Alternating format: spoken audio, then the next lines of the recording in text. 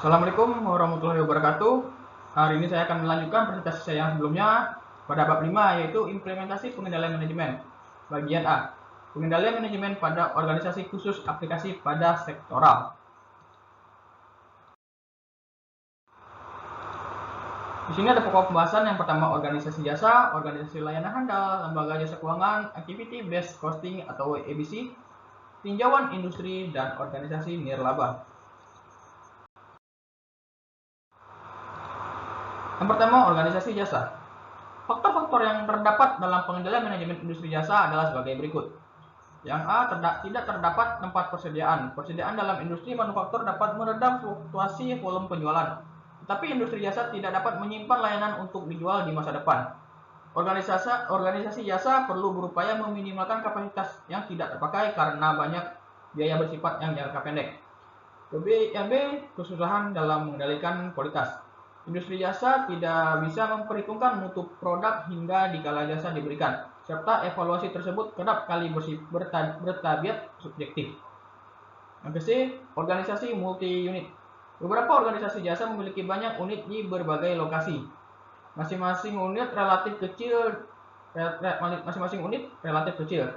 Data untuk setiap unit dapat dibandingkan dengan sistem keseluruhan atau rata-rata regional, memungkinkan mengidentifikasi kinerja tinggi dan rendah. Lalu organisasi layanan handal ada tujuan. Tujuan organisasi yang layanan handal umumnya mencerminkan karakteristik tertentu yang menonjol dalam usaha mereka untuk memberikan pelayanan yang baik kepada pelanggan atau pemangku kepentingan lainnya. Organisasi handal menetapkan tujuan untuk memberikan pelayanan yang dapat diandalkan dan konsisten. B, ada sistem pengendalian manajemen. Yang pertama, bisa penetapan harga pekerjaan secara tradisional dilakukan oleh perusahaan profesional berdasarkan waktu yang dicatat oleh anggota mereka. 2, pusat laba dan harga transfer melibatkan unit pendukung yang menagih unit penggunaan layanan. 3, perencanaan strategis dan penganggaran kurang berkembang di organisasi profesional. 4, kontrol operasional dalam sistem ini terutama memantau rasio penagihan waktu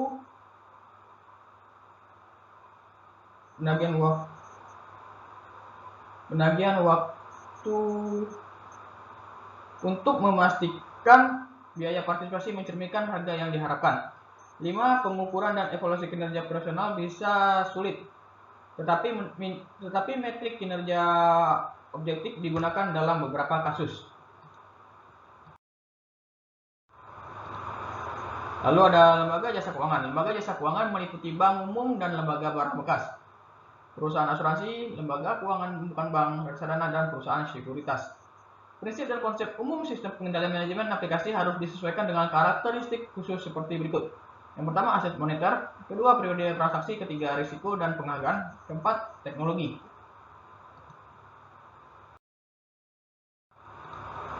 Lalu selanjutnya ada activity based costing. ABC awalnya digunakan sebagai metode perhitungan biaya produk, tapi sekarang digunakan sebagai alat manajemen biaya di banyak fungsi bisnis yang berbeda. Ada 2 set biaya yang terkait dengan keakuratan informasi biaya ABC. Yang pertama, biaya pengukuran, dan kedua, biaya kesalahan keputusan. Ketika akurasi pengukuran menurun, biaya pengambilan keputusan yang salah meningkat. Lalu terdapat 2 tahap pelacakan biaya melalui aktivitas ke objek biaya. Tahap pertama, melacak pengeluaran dari anggaran tingkat departemen atau organisasi ke aktivitas yang dialokasikan ke sumber daya. Tahap kedua, biaya aktivitas ditelusuri kembali ke objek biaya, yaitu produk dan atau jasa melalui penggerak biaya aktivitas. Lalu di sini ada tinjauan industri. Asuransi adalah suatu kontrak yang mewajibkan perusahaan asuransi untuk mengganti kerugian jiwa penerimaan manfaat atau kehilangan atau kerusakan harta benda tertanggung. Proses bisnis akurasi dan manajemen manfaat dapat dibagi menjadi 3 kategori utama, seperti yang ditunjukkan pada gambar di bawah ini. Di sini ada contohnya.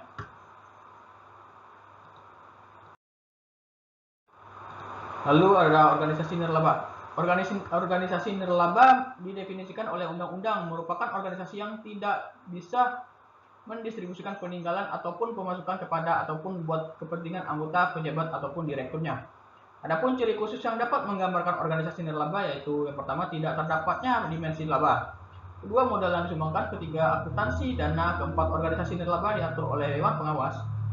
Permasalahan utama merupakan kekeluaran jasa serta organisasi laba lebih susah diukur daripada mobile ataupun PC yang dibuat oleh perusahaan. Organisasi nirlaba serta pemerintah pula mempunyai permasalahan bonus dalam merancang serta memperhatikan tujuan yang mirip dengan garis dasar keuangan yang kerap menjadi insentif yang kokoh dalam industri swasta.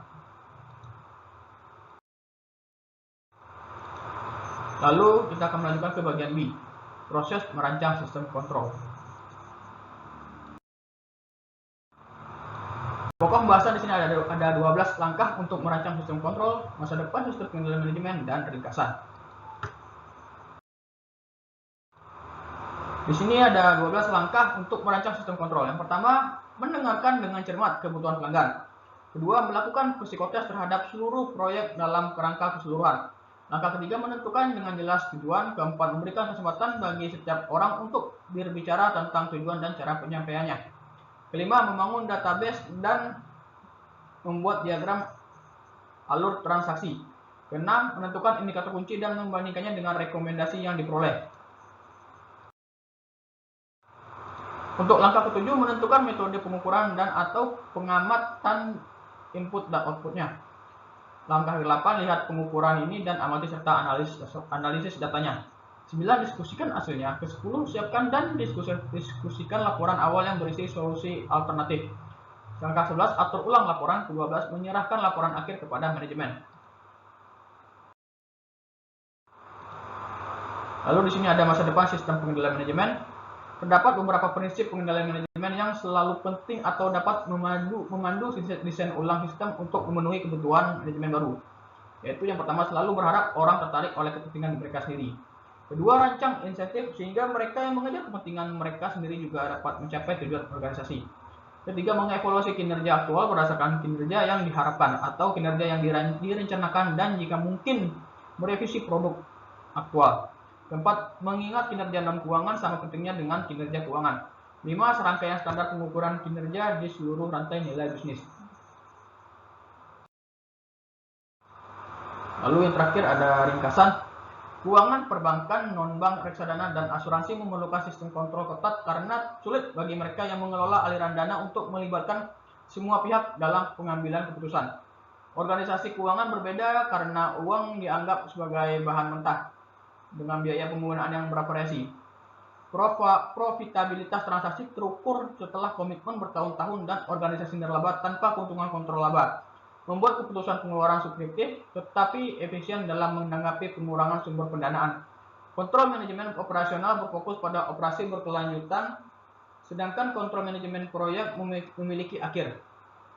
Beberapa kegiatan bisnis bisa berubah dari bulan ke bulan, namun banyak diantaranya relatif tetap dari waktu ke waktu.